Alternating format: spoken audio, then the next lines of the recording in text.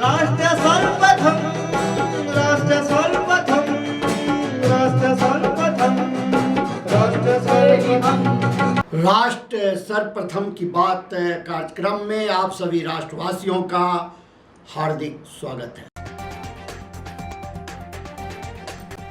रक्षा मंत्री राजनाथ सिंह ने पाकिस्तान को कड़ी चेतावनी देते हुए कहा कि भारत की ओर देखने पर अभूतपूर्व कार्रवाई की जाएगी। वरिष्ठ कांग्रेस नेता रमेश चेन्नीथला ने केरल के अगले मुख्यमंत्री के रूप में वीडी सतीशान के नाम की घोषणा के बाद नाराजगी व्यक्त की। भारत निर्वाचन आयोग ने शेष 16 राज्यों और 3 केंद्र शासित प्रदेश में मतदाता सूचियों के विशेष गहन पुनरीक्षण प्रक्रिया के तीसरे चरण की घोषणा की। तमिलनाडु के मुख्यमंत्री सी जोसेफ विजय ने कहा कि महिलाओं को क्लेनगार मगली उरिमई थोगई योजना की मई माह की किस्त जल्द ही दी जाएगी। कांग्रेस नेता पवन खेड़ा असम के मुख्यमंत्री हिमंत बिस्वा शर्मा की पत्नी से जुड़े पासपोर्ट विवाद में सुप्रीम कोर्ट से मिली अग्रिम जमानत के बाद गुवाहाटी क्राइम ब्रांच के सामने पेश हुए। भाजपा ने कांग्रेस नेता राहुल गांधी पर 22 वर्षों में 54 विदेश यात्राओं पर 60 करोड़ रुपए खर्च करने का आरोप लगाया, जो उनकी घोषित आय से कई गुना अधिक है। विदेश मंत्री एस जयशंकर ने राष्ट्रीय राजधानी में आयोजित ब्रिक्स विदेश मंत्रियों की बैठक को संबोधित करते हुए वैश्विक चुनौतियों पर भारत का दृष्टिकोण साझा किया। राजनीतिक विश्लेषकों का मानना है कि भाजपा की आक्रामक चुनावी रणनीति, बूथ स्तर तक मजबूत संगठन और कार्यकर्ताओं की सक्रियता ने इस जीत में महत्वपूर्ण भूमिका निभाई। मुख्यमंत्री योगी आदित्यनाथ ने आपदा को अत्यंत गंभीरता से लेते हुए प्रशासन को युद्ध स्तर पर राहत कार्य चलाने और पीड़ितों को तत्काल आर्थिक मदद पहुंचाने का आदेश दिया है। दिल्ली की मुख्यमंत्री रेखा गुप्ता ने राजधानी में ईंधन बचत, प्रदूषण नियंत्रण और सार्वजनिक परिवहन को बढ़ावा देने के उद्देश्य से मेरा भारत मेरा योगदान जन अभियान की घोषणा की। बुधवार को आयोजित प्रेस वार्ता में मुख्यमंत्री ने कहा कि दिल्ली सरकार पेट्रोल और डीजल की खपत कम करने के लिए कई महत्वपूर्ण प्रशासनिक और जन सहभागिता आधारित कदम उठा रही है। मुख्यमंत्री रेखा गुप्ता ने बताया कि सरकारी वाहनों के उपयोग में कटौती की गई है और अधिकारियों को दिए जाने वाले पेट्रोल एवं डीजल कोटे में 20% की कमी की गई है। उन्होंने कहा कि सरकार चाहती है कि सरकारी तंत्र स्वयं उदाहरण प्रस्तुत करे ताकि आम नागरिक भी ईंधन बचत अभियान से जुड़े। मुख्यमंत्री ने घोषणा की कि अब प्रत्येक सोमवार को सभी मंत्री, अधिकारी और सरकारी कर्मचारी मेट्रो से यात्रा करेंगे। इसके साथ ही उन्होंने नागरिकों से भी अपील की कि वे सप्ताह में कम से कम एक दिन अपनी निजी गाड़ियों का उपयोग न करें और सार्वजनिक परिवहन को अपनाएं। दिल्ली सरकार के नाते हमने कुछ प्लान बनाए हैं और एक जन अभियान जिसे दिल्ली सरकार चलाएगी, मेरा भारत मेरा योगदान, कि मैं as a government, as a individual, हम सब लोग क्या क्या इस दिल्ली शहर के लिए करेंगे और करना चाहते हैं, उसका एक पूरा का पूरा खाका मैं आप सबके सामने प्रस्तुत करना चाहती हूँ। जैसे सबसे पहले बात की गई पेट्रोल और डीजल की बचत के, पेट्रोल और डीजल की बचत हो ताकि हमारा ईंधन की खपत कम हो। इसके लिए हमने 2 लेवल पे, एक गवर्नमेंट लेवल पे, एक प्राइवेट लेवल पे। गवर्नमेंट लेवल पे दिल्ली सरकार में 2 दिन हर हफ्ते वर्क फ्रॉम होम रहेगा और इसी तरीके से प्राइवेट सेक्टर्स में भी हर एक कंपनी, इंस्टीट्यूशन, उनको कहा जाएगा कि वर्क फ्रॉम होम करें 2 दिन के लिए। ये एडवाइजरी होगी और लेबर विभाग हमारा इसकी निगरानी करेगा।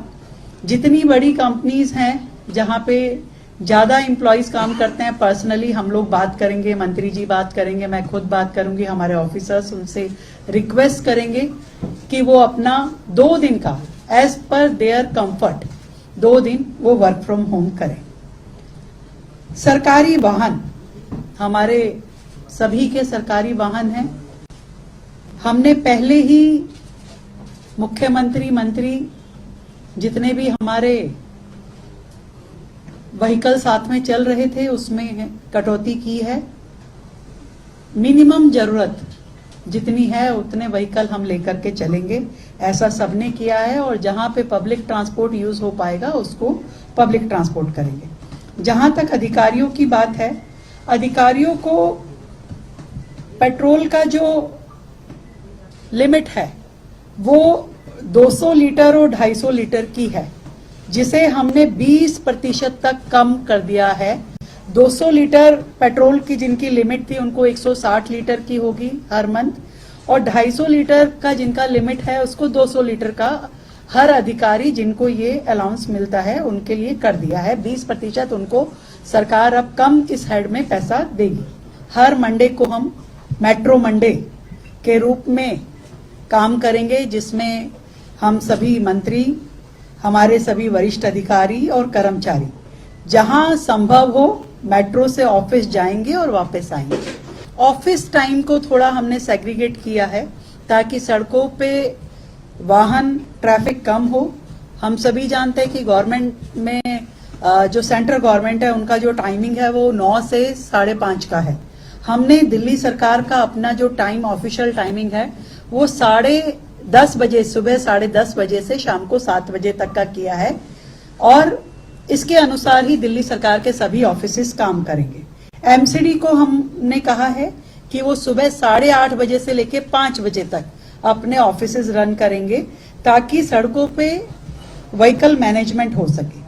और जनता से, दिल्ली की जनता से हमारी अपील है कि एक दिन सप्ताह में नो व्हीकल डे, हम सब लोग नो व्हीकल डे अपनी इच्छा अनुसार जिस दिन आपको सुविधा हो कि आज मैं अपना प्राइवेट जो व्हीकल है आज मैं सड़क पे नहीं निकालूंगा, नो व्हीकल डे हम सब लोग इच्छा अनुसार उसको हम करेंगे। ये हमारी जनता से, दिल्ली की जनता से अपील है। और इसके अलावा दिल्ली सरकार ने ये तय किया है कि अगले 6 महीने तक दिल्ली सरकार कोई भी नई व्हीकल, पेट्रोल, डीजल, सीएनजी और हाइब्रिड, इनमें से कोई भी नई व्हीकल की खरीद नहीं करेगी। हमारा निवेदन दिल्ली के व्यापारियों से ये भी रहेगा कि वो ट्रक की बजाय अपनी माल ढुलाई के लिए ट्रेन का इस्तेमाल करें, माल गाड़ियों से सामान भेजे और डीजल बचाए। ये हमारी अपील है जनता से, जिसको वो करेंगे तो हमें बेहतर लगेगा।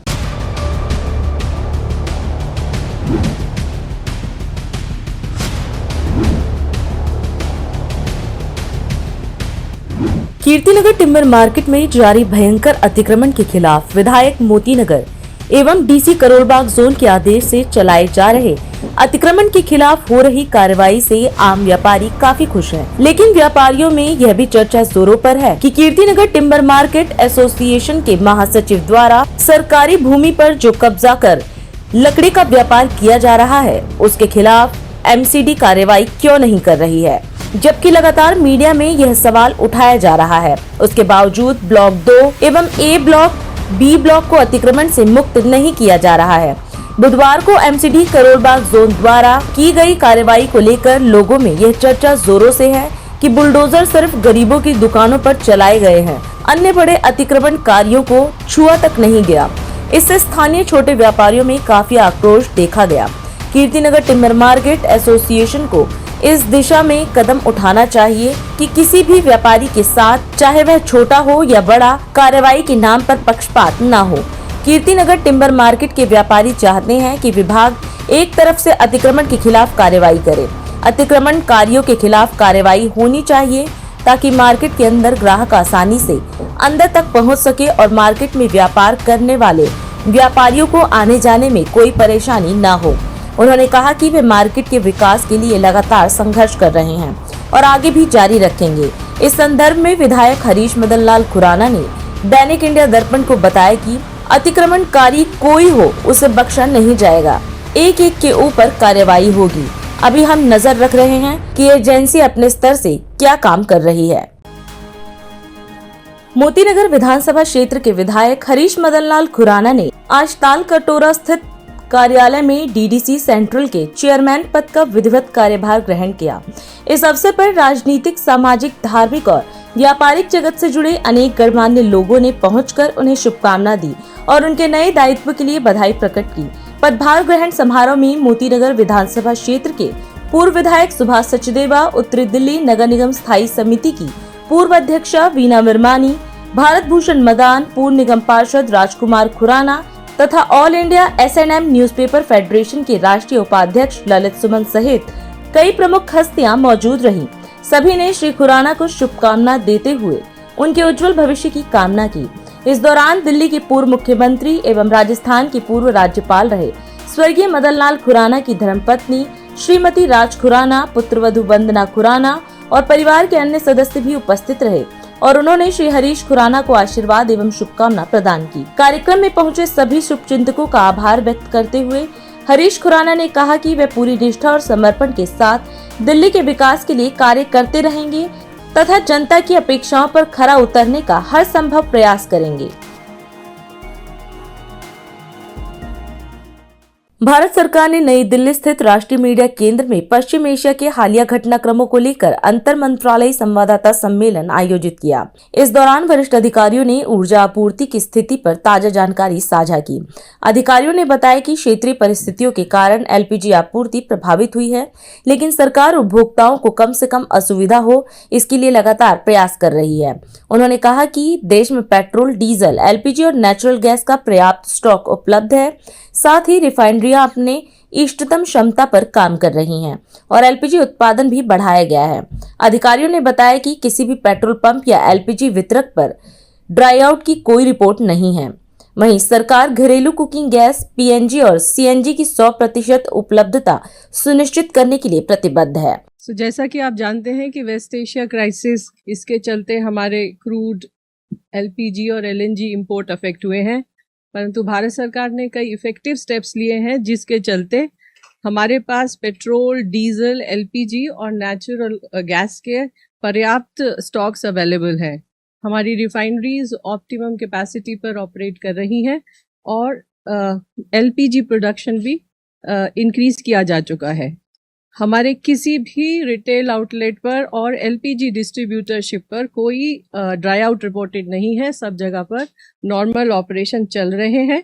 भारत सरकार की ये कोशिश रही है कि घरेलू कुकिंग गैस की उपलब्धता सुनिश्चित कराई जाए और इसके साथ ही डोमेस्टिक पीएनजी और सीएनजी ट्रांसपोर्ट की भी 100% अवेलेबिलिटी इंश्योर की जाए। सप्लाई चेन डिसरप्शंस को भी मिनिमाइज करने के लिए कमर्शियल एलपीजी को, जैसा आप जानते हैं, 70% तक रिस्टोर किया गया है और इसके साथ ही साथ जो पीएनजी कनेक्शंस हैं उनको भी बढ़ावा देने का हर प्रयास किया गया है। मार्च के महीने से लेकर अब तक लगभग 7 लाख से अधिक पीएनजी कनेक्शंस को गैसीफाई किया गया है। इसके अलावा 2,72,000 से अधिक कनेक्शंस के लिए एडिशनल इंफ्रास्ट्रक्चर भी क्रिएट किया गया है और 7.5 लाख के करीब नए कंज्यूमर्स भी पीएनजी कनेक्शंस के लिए रजिस्टर हुए हैं। पिछले 3 दिनों में लगभग 1,40,00,000 बुकिंग रिसीव हुई हैं और 99% of these bookings were online. इसके अलावा 1,39,00,000 डिलीवरीज भी हुई हैं और इनमें से 95% डिलीवरी डीएसी यानी डिलीवरी ऑथेंटिकेशन कोड के साथ की गई हैं। कल लगभग 49,70,000 डोमेस्टिक एलपीजी रिफिल्स या सिलेंडर्स की डिलीवरी की गई अगेंस्ट 46 लाख के करीब बुकिंग के। कमर्शियल एलपीजी भी 1 मई से अब तक 83,500 टन से अधिक कमर्शियल एलपीजी की सेल की जा चुकी है। पिछले 3 दिन में भी 23,820 टन से अधिक कमर्शियल एलपीजी की सेल हुई है और ऑटो एलपीजी की सेल भी पहले के मुकाबले लगभग प्री क्राइसिस टाइम के मुकाबले लगभग दुगनी मात्रा में की जा रही है। 5 किलो के सिलेंडर्स पिछले 3 दिनों में लगभग 1,90,000 के करीब सेल की गई है और कल भी more than 67,600 5 kg LPG cylinders have been sold. Awareness camps लगातार किए जा रहे हैं। कल भी लगभग 214 अवेयरनेस कैंप किए गए और जिनके अंदर 3,485 किलो के सिलेंडर्स की सेल की गई है। बहुत सारे ऐसे पीएनजी उपभोक्ता हैं जिनके पास पीएनजी और एलपीजी कनेक्शन दोनों हैं। ऐसे लगभग 57,200 उपभोक्ताओं ने अपने एलपीजी कनेक्शन को सरेंडर किया है। हमारे रिटेल आउटलेट, जैसा मैं आपको पहले बता चुकी हूँ, नॉर्मल ऑपरेट कर रहे हैं और रिटेल प्राइस पेट्रोल और डीजल का स्टेबल है और कोई उसमें बढ़ोतरी अभी तक नहीं की गई है।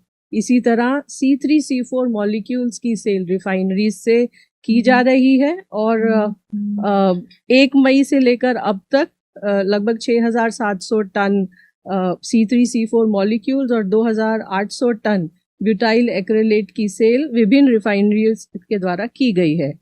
एनफोर्समेंट एक्शंस PSUs के द्वारा और स्टेट गवर्नमेंट्स के द्वारा लगातार चालू है और कई ऐसे डिस्ट्रीब्यूटर्स जहां पर कोई भी माल प्रैक्टिस पाई गई है वहां पर उन्हें शो कॉज नोटिस दिया गया है और पेनल्टीज भी इम्पोज की गई हैं।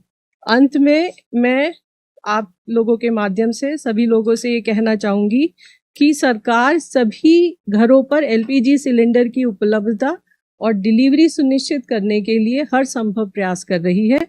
अफवाहों से सावधान रहें और सही जानकारी के लिए आधिकारिक स्रोतों पर ही भरोसा करें।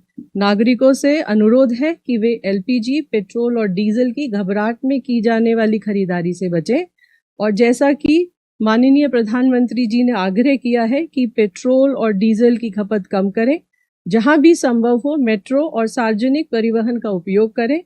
मूवमेंट ऑफ गुड्स अर्थात माल ढुलाई के लिए भी रेल परिवहन को प्राथमिकता दें। जहां भी संभव हो इलेक्ट्रिक वाहनों का उपयोग बढ़ाएं। आइए हम सब मिलकर अपने दैनिक उपयोग में ऊर्जा बचाने के लिए हर संभव प्रयास करें। धन्यवाद। अभी समय है एक ब्रेक का, हम चलते हैं ब्रेक पर। आप कहीं जाए नहीं, छोटा सा ब्रेक। श्रेया फर्निशिंग लेकर आया है आपके लिए होम कलेक्शन, जिसमें आपको मिलता है upholstery fabric, designer curtains, home and office decoratives, carpets and sofa cover कम से कम दाम में कीर्ति नगर में आपके लिए उपलब्ध है। Kamal Buildtech Private Limited, fulfilling promises. With our professional team and experience of delivering projects, in past we guarantee you peace of mind and top quality work in an affordable price. और अधिक खबरों के लिए आप हमारे YouTube channel दैनिक India दर्पण को अभी सब्सक्राइब करें और नोटिफिकेशन के लिए बेल आइकन को प्रेस करना ना भूलें। राष्ट्र सर्वप्रथम की बात कार्यक्रम में ब्रेक के बाद एक बार फिर आप सभी राष्ट्रवासियों का स्वागत। गाजियाबाद में आयोजित एक भव्य समारोह में केंद्रीय गृह मंत्री अमित शाह ने राष्ट्रीय आपदा मोचन बल यानी NDRF को प्रतिष्ठित प्रेसिडेंट कलर अवार्ड से सम्मानित किया। यह सम्मान NDRF की उत्कृष्ट सेवा और समर्पण का प्रतीक माना जाता है। इस अवसर पर अमित शाह ने आपदा राहत और बचाव कार्यों में लगे सभी कर्मियों, विशेषकर NDRF जवानों और उनके परिवारों को बधाई दी। उन्होंने कहा कि यह सम्मान केवल NDRF ही नहीं बल्कि SDRF, पंचायत स्तर से लेकर राज्य स्तर तक जुड़े सभी आपदा मित्रों और स्वयं सेवकों के कार्यों का भी सम्मान है। गृह मंत्री ने कहा कि किसी भी बल के लिए राष्ट्रपति का निशान अत्यंत गर्व का विषय होता है। अमित शाह ने कहा कि भारत आज वैश्विक स्तर पर आपदा प्रबंधन में एक मजबूत ग्लोबल लीडर और फर्स्ट रिस्पॉन्डर के रूप में उभरा है। आज के गरिमापूर्ण कार्यक्रम में NDRF के उपस्थित सभी जवानों, परिवारजनों, सबसे पहले तो मैं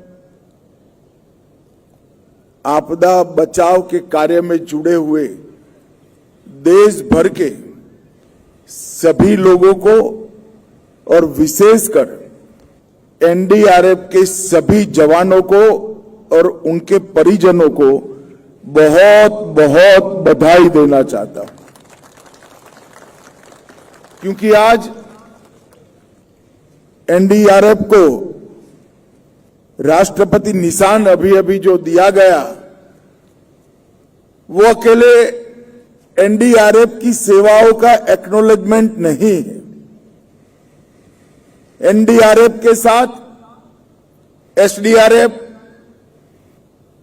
पंचायत से लेकर राज्य तक पूरी राज्य की मशीनरी, NCC, NSS और हजारों की संख्या में सेवा में लगे आपदा मित्र ये सभी के आपदा बचाव के कार्य का एक प्रकार से राष्ट्रपति महोदया ने अनुमोदना किया है, एक्नॉलेज किया है। मित्रों, किसी भी बल के लिए राष्ट्रपति का निशान अलंकरण ये बहुत गर्व का विषय होता है, मगर आज मैं इस कार्यक्रम के माध्यम से सबको बताना चाहता हूं कि एनडीआरएफ के ये 20 साल सिर्फ गर्व के अनुभव के 20 साल नहीं है। राष्ट्रपति जी के इस सम्मान के लिए आपका पूरा अधिकार आपने आपके दायित्व से प्रस्थापित कर इस सम्मान को प्राप्त किया है। आज देश भर में कहीं पर भी जाते हैं, आपदा सेवा सदैव सर्वत्र इस घोष वाक्य के साथ काम करते हुए एनडीआरएफ के जवानों के प्रति न केवल समग्र देश, जहां जहां दुनिया में गए वहां आपने प्यार भी अर्जित किया है और लोगों का भरोसा भी अर्जित किया है। देश भर में कहीं आपदा आई हो या आपदा आने वाली हो, जब एनडीआरएफ के ड्रेस में एनडीआरएफ के जवान वहां पहुंचते हैं, देश की जनता राहत की सांस लेती है कि अब हमारा बचाव हो जाएगा, वो सुनिश्चित मानकर चलते हैं। भारत आज निर्विवाद रूप से वैश्विक स्तर पर आपदा प्रबंधन में एक ग्लोबल लीडर और फर्स्ट रिस्पॉन्डर के रूप में उभरा है। हमारे देश का वसुधैव कुटुंबकम का संस्कार हमने सूत्र से आगे बढ़कर जमीन पर उतारने का काम किया है। तुर्की में ऑपरेशन दोस्त, म्यांमार में ऑपरेशन ब्रह्मा, लंका में ऑपरेशन सागर बंधु, नेपाल की सहायता, इसने सिद्ध कर दिया है भारत केवल अपने देश में नहीं, विश्व में जहां जहां आपदा आती है, हमारा एनडीआरएफ इसको रिस्पॉन्ड करने के लिए अहर्निश तैयार होता है। प्रधानमंत्री जी की प्रेरणा से डिजास्टर रेजिलिएंट इंफ्रास्ट्रक्चर के क्षेत्र में हमने दुनिया का नेतृत्व करा है।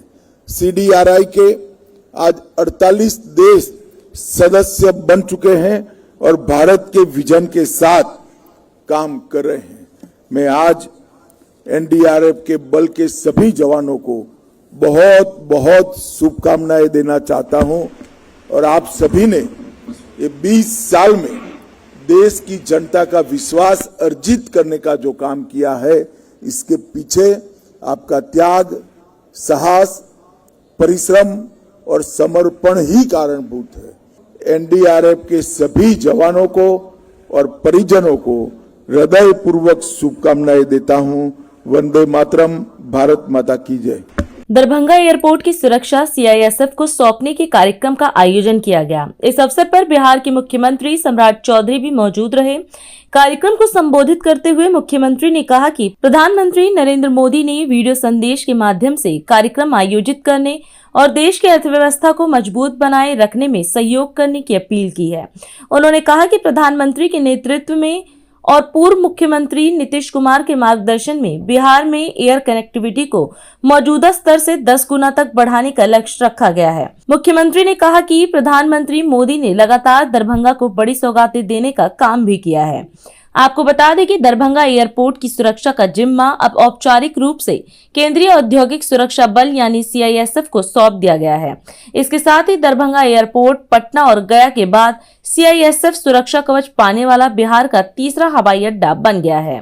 साथियों, ये महत्वपूर्ण दिन है और ये इस ऐतिहासिक दिन में आपके बीच में आने का मौका मिला, जबकि आप जान रहे हैं कि अभी छोटा से छोटा कार्यक्रम हम लोग करना चाहते हैं।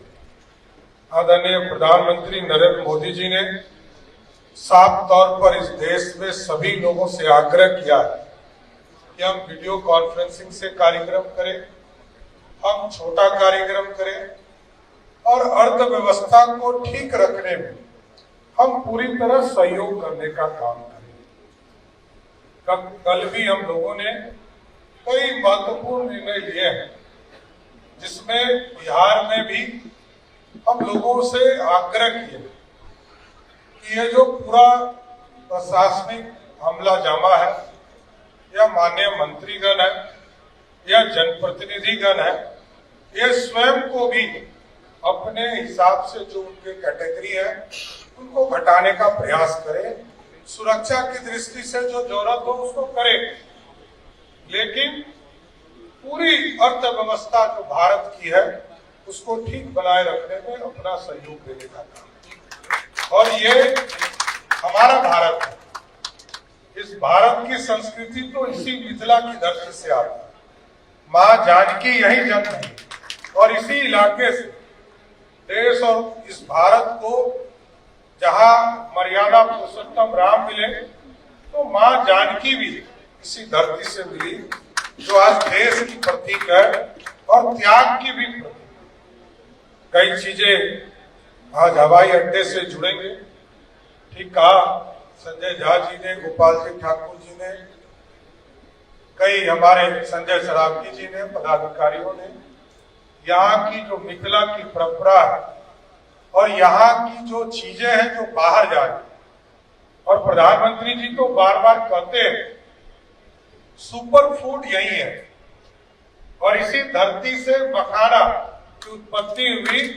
आज दुनिया में सबसे ज्यादा सुपर फूड के तौर पर यदि किसी को पहचान मिली तो वो मखाना है साथियों। आज पिछले 10 वर्षों में इसकी प्रगति को बहुत तेजी से आगे बढ़ाने का काम किया गया। और मैं जरूर ये बताना चाहता हूं सर, ये पूरा इलाका डरता था।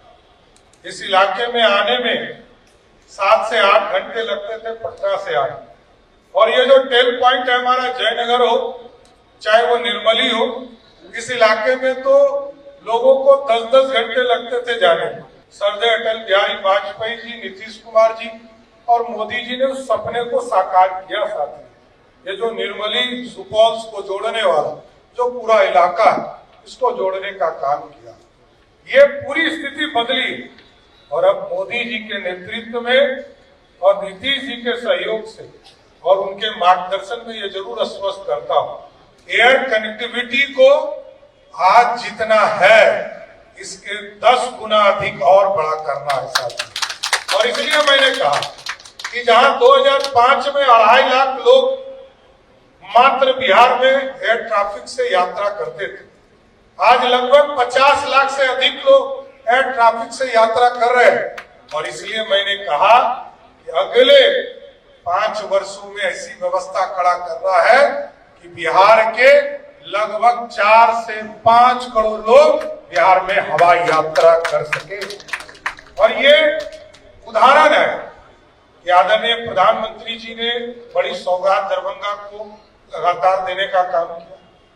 नीतीश कुमार जी मुख्यमंत्री रहे तो शहर में चाहे वो सड़क का जाल बिछाना हो, ओवरब्रिज बनाना हो, या एयरपोर्ट के लिए जमीन देना हो, एरोसिटी के लिए जमीन देना हो, लॉजिस्टिक पार्क के लिए जमीन देना हो, सबके लिए नीतीश कुमार जी ने जमीन दिया। अभी 110 एकड़ जमीन हमने दिया है कोटिया किशनगंज में।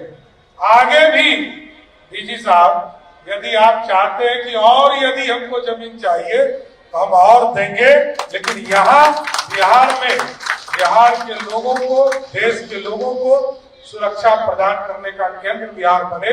इसलिए आज मैं फिर से दरभंगा एयरपोर्ट के में ICISF के इस कार्यक्रम में आने के लिए मैं पूरी टीम को धन्यवाद देता हूं और शुभकामना देता हूं कि हमारे लोग सुरक्षित और समृद्ध बने। सुरक्षित रहेंगे तभी ये भारत आगे बढ़ पाएगा। यही बातों कहते हुए अपनी बात को विराम देता हूं। बहुत बहुत धन्यवाद। और अधिक खबरों के लिए आप हमारे YouTube चैनल दैनिक इंडिया दर्पण को अभी सब्सक्राइब करें और नोटिफिकेशन के लिए बेल आइकन को प्रेस करना ना भूलें। आज हम इस कार्यक्रम में आपसे विदा लेते हैं। आप अन्य खबरों के लिए बने रहे राष्ट्र सर्वप्रथम, वंदे मातरम, जाग उठा है भारत। राष्ट्र सर्वप्रथम, राष्ट्र सर्वप्रथम, राष्ट्र सर्वप्रथम, राष्ट्र सर्वप्रथम।